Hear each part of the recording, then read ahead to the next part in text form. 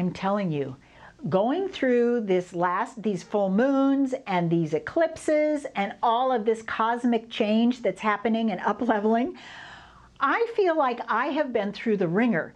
I have had a lot of shadow work come up in the last 6 weeks especially. And when I say shadow work, I mean memories, like memories from my childhood or memories from when my children were young or memories of anything that's happened in this incarnation is what I'm speaking about.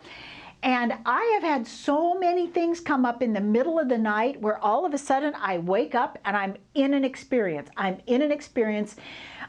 thinking of one in particular when my son was in middle school and I yelled at him, and I felt so bad about it after I yelled at him. And that one came up so real that I was there in the moment. And I couldn't believe it was me. I felt like I was going to vomit because I have felt so bad now for 20 years that that happened and that I did that. And it was my opportunity to relive it, to release it, and to process it, to integrate it into my being, to integrate that shadow moment into my being, because it was important for me to forgive myself, for me to love myself, and for me to accept myself through that. Shadow work, that's the simplest way that I know to talk about it.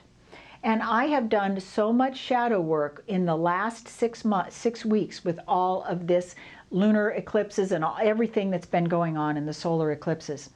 And as it would happen, as you know, with astrological charts and things, we've shifted into new houses. And I'm in the 3rd house and the 9th house.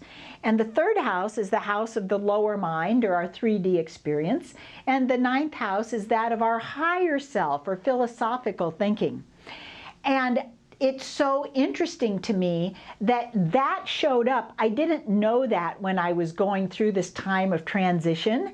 Had I known that, with all of my beliefs coming up to be challenged and these old ideas coming up to be released because they don't serve me anymore, and these shadow experiences coming up, if I had known that was happening, I think I might have been better prepared for it. However, I experienced it, and because I did, I have absolute clarity that this is what's happening for me now, that I get to re-examine my beliefs, release the ones that serve me no more, and not only beliefs in my 3D body, but also higher beliefs, right? My philosophical beliefs, my ideas about the universe, my ideas about the collective consciousness, my ideas about how humanity is shifting, how we're up-leveling to this new place of peaceful coexistence.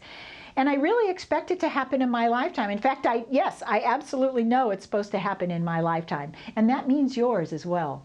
So if you've been being hit with a lot of weird stuff or old memories or things that are coming up that you haven't thought about in years or in decades, I invite you to engage with it. That's coming up out of your subconscious so that you can either release it or integrate it into your being.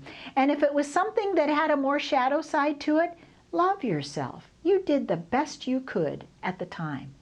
Accept yourself for who you were then and for who you are now. It is so important to forgive ourselves, love ourselves, and accept ourselves. Because when we do that, we can live more fully in this present moment, and we give more fully to the collective. Our frequency rises, and we truly can radiate out that higher frequency into the collective. Because that's how the shift is going to happen, y'all. Person by person, as we go higher and higher, we can raise the collective consciousness to peaceful coexistence. Don't be afraid of that shadow work. Embrace it. I'm Connie Keene with Quantum Energy Infusion, where everything is energy.